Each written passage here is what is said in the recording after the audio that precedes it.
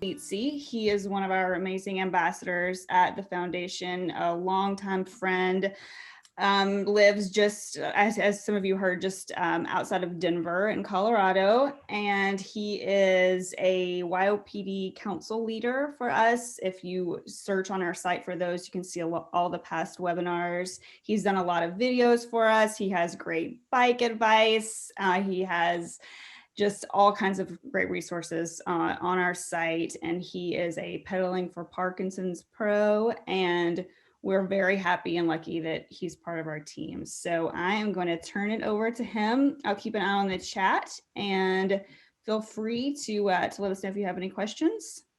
Tom, it's all yours. Okay, thanks, Lee. Hello there, everybody. And once again, my name is Tom Palizzi, and today we're going to find our way around Parkinsonville.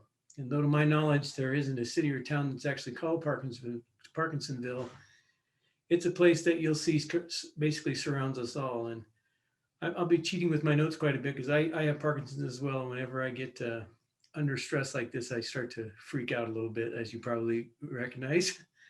Anyway, this session is for people who are diagnosed with Parkinson's disease, of course. It's for those who learned it yesterday, and those that were told maybe a year ago, and those that have had it for 10 years or more, like myself. Whether you qualify for AARP or YOPD, this session is for you. It's for your care partners, and it's for anyone at any stage of their journey with Parkinson's. This session is about finding your way in a new place. Where to start, what to look for. It's about the people and the organizations dedicated to helping you. And it's about building a network and a wellness team that you can rely on. Mostly, though, it's about finding answers to the questions you probably didn't even know that you had.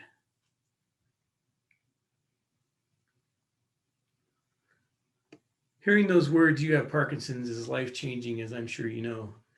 For some, it marks the end of a long and frustrating search to understanding the array of peculiar and seemingly disconnected symptoms you might have had. For others, it comes as a complete shock, trying to understand what it was your doctor just said.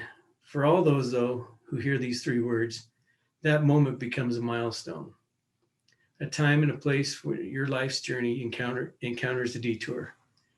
For most, it's daunting, though for some, it can become an adventure. Parkinson's is not necessarily life-threatening, as you might have heard earlier today, though it often disrupts movement, mobility, sensation, and cognition, symptoms and effects that get worse over time. You will hear, if you haven't already today and previously, that Parkinson's is not necessarily a death sentence. In other words, people with Parkinson's die from other things, and most of us go on and live a full and long and fulfilling life. I remember clearly those three words took me by complete surprise. The first thing that went through my mind was, oh my God, how long do I have to live? Then just as quickly, I recalled that Michael J. Fox had had Parkinson's for well over 10 years at that time, and he was still doing strong. In fact, he was still acting. The third thing that went through my mind was, what the heck is Parkinson's anyway? And with that, my journey had begun. Today, some 13 years later, I look back on that day in April, and I can't help but wonder how different things would have been if I had known then what I know now. And that is what we'll talk about today as you learn how to find your way around Parkinsonville. You know, you don't really look for Parkinsonville. It's more like you suddenly find yourself there. For me, it was like the Wizard of Oz. You feel like you've been uprooted by a tornado, spun around and about the sky, and then suddenly you're slammed to the ground in a strange place. If only Dorothy, and if only you, or only I knew what to ask, all we really needed to do was tap our heels 3 times and say there's no place like home. My friend Lorraine Wilson imagined a special place more in line with Garrison Keillor, a place where the care partners are strong, the people with Parkinson's are good looking, and the children are all above average. A place not unlike Lake Wobegon, where the sign along the road says, "Welcome to Parkinsonville," where people living with Parkinson's live, learn, and thrive. As you'll see, Parkinsonville is much closer to you than you might think. Things are very different today than they were when I was diagnosed some 13 years ago. Over the past 2 decades, well-funded research has led to landmark discoveries, effective therapies, and new treatments, all of which have produced volumes of information. And unlike any other time in history, nearly every topic, issue, idea, basically everything related to Parkinson's is generally available on the internet. There are organizations promising hope through education and knowledge, better lives together, speeding a cure, and how to live better. There are web pages and social media sites, blogs and podcasts, divas and doctors, videos and books. There are thought leaders and scientists, preachers and politicians, doctors and therapists, medications and treatments. There's even a World Congress that meets every 3 years, and a very special study group made up of researchers, doctors, chemists, and people living with Parkinson's. And that special interest group, I attended the very first meeting of that at the World Parkinson's Congress a few years back. And I was sitting next to a woman who was a researcher at the University of Kentucky. And when I introduced myself, I was the person at the table who had Parkinson's. She said, "I've been doing this for 10 years and I've never met someone with Parkinson's. You're the first person." That to me registers in my head. How do we make sense of all this? For the longest time, I thought my twilight career would be find me in orange bib coveralls, greeting folks at the door at the local Home Depot. Well, this certainly isn't the hardware store, but let me welcome you and your families and your friends to Parkinsonville. Recently, I surveyed my Pedaling for Parkinson's indoor cycling class, asked them to think back to the time when they were first diagnosed. I said, "What do you wish you knew then, what you know now?" An overwhelming majority wished they had a list of things to do and some guidance on where to find it. And that, of course, is in Parkinsonville, and hopefully today we'll figure out where to find those things. Though there are people who are previously familiar with PD, say family and friends might have had the disease, many now had an idea what questions to ask. And like me, I didn't even know what Parkinson's was. Now, the biggest mistake I made was attempting to earn a PhD in Parkinson's overnight. I went Google crazy and in a couple of days found myself in a hospital with an anxiety attack. Does that sound familiar to anybody?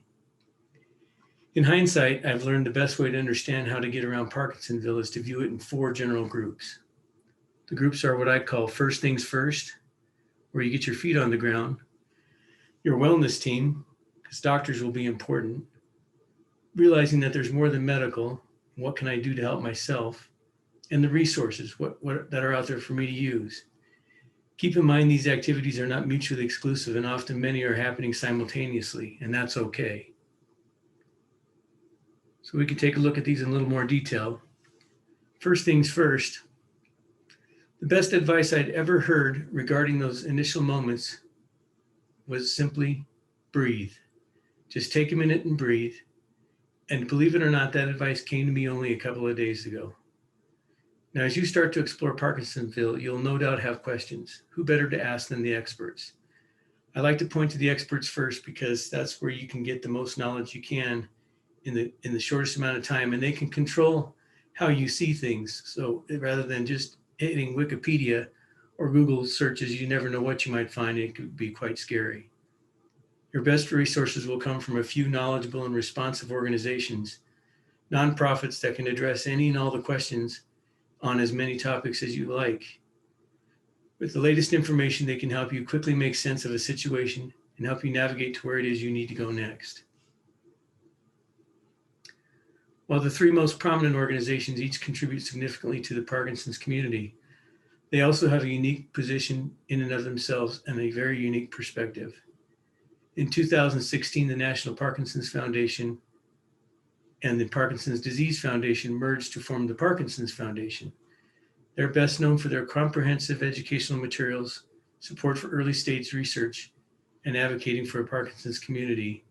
They're a great place to start first. In fact, that's where I started. Now keep breathing. In 2000, Michael J. Fox Foundation was formed with the sole mission of finding a cure to Parkinson's.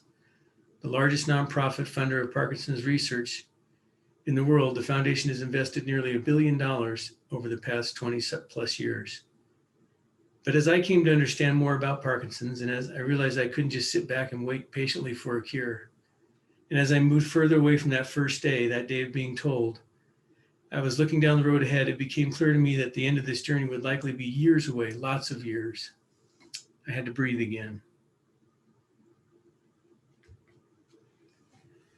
So in a neat little neighborhood in Parkinsonville, you'll find a resource uniquely focused on the time between diagnosis and what may be years down the road.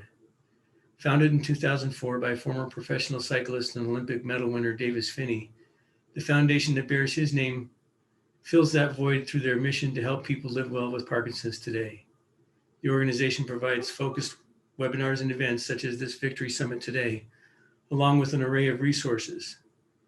With a network of more than 50 ambassadors like myself around the country, people with Parkinson's can reach out for individual personal support. And we take great pride in helping our peers who are suffering from Parkinson's. So those are really the big three that I call them, the big three organizations that can really be your big help. So on the one end, you have the Parkinson's Foundation who can help with education at the front end. And on the other end, you have the Fox Foundation still avidly seeking a cure. And of course, the Davis Phinney Foundation to help us through the rest of our lives in between.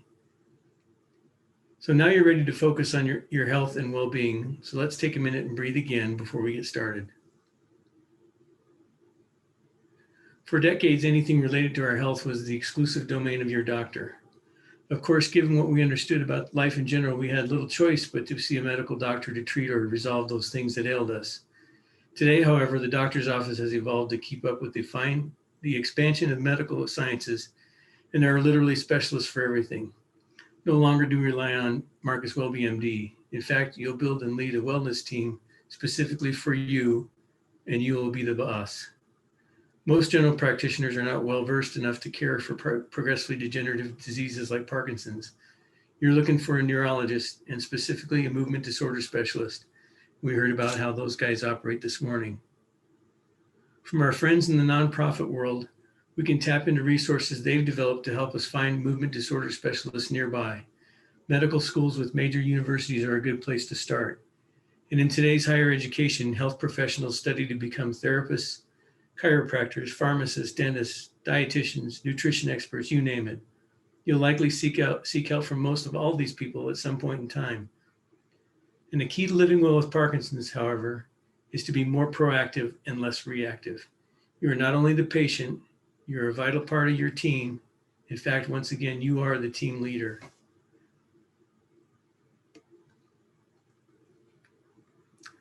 Wellness goes way beyond just the medical, though. Their spiritual, social, financial health are sometimes as important as the treatments and therapies you'll take. And now that you're pretty familiar with Parkinsonville, basically, it's time to organize your future. Health insurance will become even more important with financial stability. So finding a good attorney along with a solid financial manager, and with their help, you can prepare a plan to see you and your family into the future. A good attorney could be like an elder care, lawyers that practice elder care, and solid financial planners, again, very important to guiding you down the road. Stress and apathy are common among people with Parkinson's. Stress compounds our symptoms, and apathy can result in deep depression. Oddly enough, people with PD seem to thrive when they build groups of networks. Support groups are typically well attended, active and dynamic, and working together, they can accomplish amazing things. So the support group I run is really basically a cycling class where we meet Monday, Wednesdays, and Fridays in the mornings and ride our bikes together. There are countless, literally endless resources available in Parkinson's. There's a library with books about the science, the history, and even a book about ending Parkinson's. There's inspirational books abound, offering both common sense viewpoints along with a healthy dose of optimism. And of course, the internet plays host to clinical trial sites that match patients with research trials, such as the Fox Trial Finder or the NIH Clinical Research Trial System. There are numerous sites to help you find professional services such as accountants, attorneys, financial planners, and insurance support. Dozens of movement disorder directories to help you find a specialist near you. And of course, near you can be relative these days. I think it's important that we consider that. Near you can be, for me, for example, I have people that attend my cycling class from each coast and every place in between. So near you no longer has to be the town that's closest by or the next biggest city. Through the advent of telehealth, you can actually meet with movement disorder specialists that might live 1,000 miles away. You'll find support groups nearby and far away. Again, you can meet with them via Zoom type products. And in our current virtual world, people are beginning to find their way into groups that fit them better, even though they might be in Florida and most everyone else might be in Denver, for example. Look, we all know that exercise is good for us, but exercise goes well beyond simply being good for people with Parkinson's. In fact, there's currently a push to empower doctors to issue prescriptions for exercise for Parkinson's and other conditions to help those things be covered by insurance. I've been cycling most all my life, not a racer or a long distance or endurance rider, but a fairly accomplished and skilled cyclist. I worked out regularly for years and was in pretty good shape. But what's important, when I was diagnosed, my neurologist suggested I keep exercise in my regimen. In fact, she encouraged me to do more than that. She ordered me to exercise an hour daily, 5 to 6 days a week. I thought, wow. That wow has turned into a deep-rooted belief that exercise has helped me maintain a good life with minimal symptomatic limitations for the past 10 years. In particular, I've witnessed the benefits of indoor cycling, not only personally, but with several people that have joined my Pedaling for Parkinson's class. Both before COVID and now online, I've seen people come their first day on a walker or with a walker, and after a few weeks, skipping into the room, hopping on a bike, and off they go. Interesting how exercise and breathing go hand in hand, isn't it?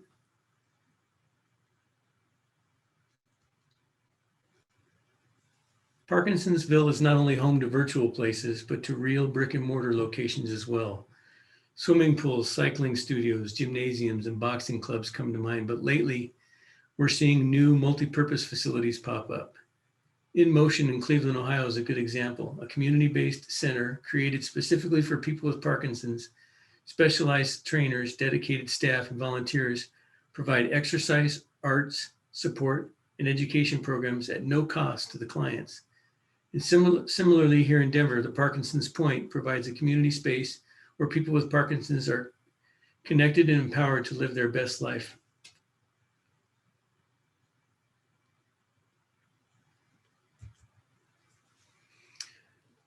I call this the ultimate guide. I think everybody calls it the ultimate guide. First produced in 2010, the Every Victory Counts manual from the Phinney Foundation literally instantly became a de facto standard guide to living with Parkinson's. The product of more than 40 leading specialists from an array of disciplines, the manual is in essence the charter for Parkinsonville. I like this one comment I read in here, quote, "It's honest, insightful, and inspirational. The EVC manual should be the very first thing a newly diagnosed patient should have." And to that end, we actually delivered box loads of them to the hospitals here in Denver, where people were most likely to be diagnosed with Parkinson's right away.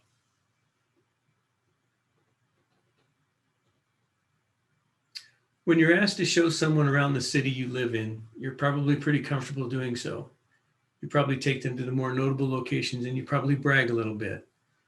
I hope that you find the 4 steps to finding your way help you along with your journey and that you become comfortable to lead newly diagnosed people that will follow you and I in the future.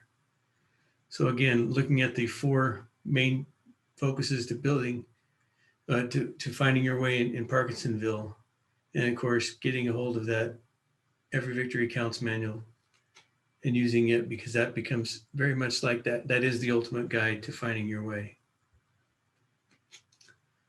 So 13 years ago, when I walked out that door, Parkinsonville was there, but there were no signs or directions or much in the way of much help in any way. I discovered that 5 years before, an organization had formed and pledged to find a cure to the disease within 10 years. I thought, lucky me, I only have to deal with this for 5 years. Here it is, so many years later, and as of today, they have yet to find that cure. But this is by no means a failure. What they have discovered was that they didn't know what they didn't know, and that created more focused path for the researchers. In the meantime, we, the people of Parkinsonville, seem to always be there for each other. Something I noticed early on along in my journey. The people I've met along the way have become and remain close personal friends. And by far, it's the strangest phenomenon. I feel like I've known you all my life. So be safe, stay healthy, and always hopeful.